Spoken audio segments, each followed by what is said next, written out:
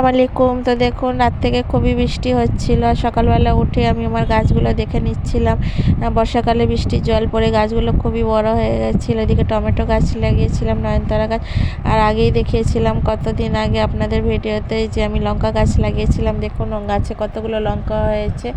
তো আমি লঙ্কাগুলো পেরে নিচ্ছিলাম, প্রায় অনেকগুলোই লঙ্কা হয়েছিল গাছে। তো দেখুন হাতে তুলে আপনাদের ভিডিওতে দেখাচ্ছি, বেশ বড় বড় সাইজের লঙ্কা ছিল, খেতেও খুব ঝাল ছিল। তো দেখুন এদিকে ব্রেকফাস্টের জন্য আমি ঘোলা রুটি আজকে বানাবো। তো আমি আটাতে জল মিলিয়ে ভালো করে এরকম পাতলা করে ব্যাটার বানিয়ে নিয়েছিলাম, খুব ঘনও না আর পাতলাও না। তো তাতে অল্প একটু নুন দিয়েছিলাম আর চিনির পরিমাণটা বেশি দিয়েছিলাম, একটু মিষ্টি ঘোলা রুটি খাবো। তো আপনারা চাইলে যদি বেশি মিষ্টি এলা খেতে চান চিনিটা বেশি দেবেন আর নুনের পরিমাণটা কম দেবেন। আর যারা বেশি মিষ্টি খেতে চান না তো একটু নুন ভাবটা বেশি করে দেবেন। তো এইভাবে তাওয়া গরম করে অল্প একটু তেল দিয়ে আর গোল গোল করে ধোসার মতো আমি বানিয়ে নিচ্ছিলাম। খেতে খুবই মজা লাগে রুটিগুলো, গরম গরম টেস্টিও হয়। আপনারাও চাইলে বাড়িতে একবার ট্রাই করে দেখবেন, বেশি তেল লাগে না এই রুটিতে।